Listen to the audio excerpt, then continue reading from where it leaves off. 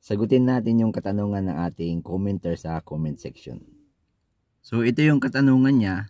Pwede po ba pag SSW1 pero for tour lang ang family, spouse at children pero for at least weeks or months lang sila sa Japan?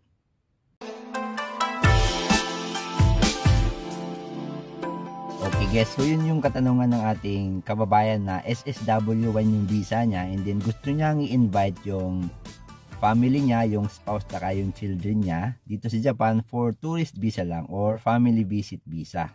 So pwede naman yon kasi yung mga mayroong resident status dito sa Japan, halimbawa working visa, pwede nyo i-invite kung sino man yung gusto nyo, family nyo, for 1 week, 1 month, or up to 3 months yung family visit visa.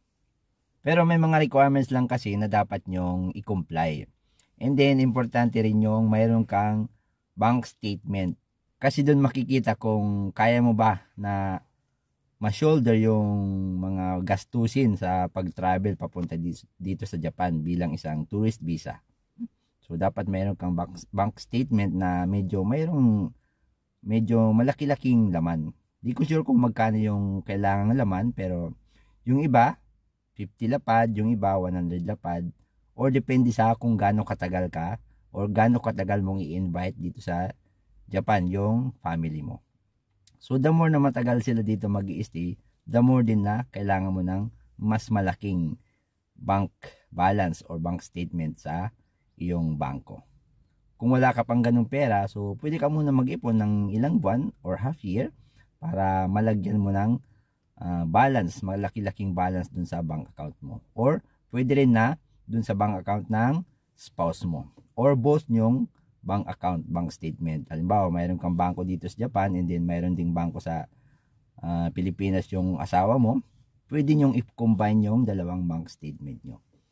Kasi i-compare nila yung itinerary mo kung magkano yung magagasto mo, and then yung plane ticket syempre kasama doon, kung kaya ba ng budget mo.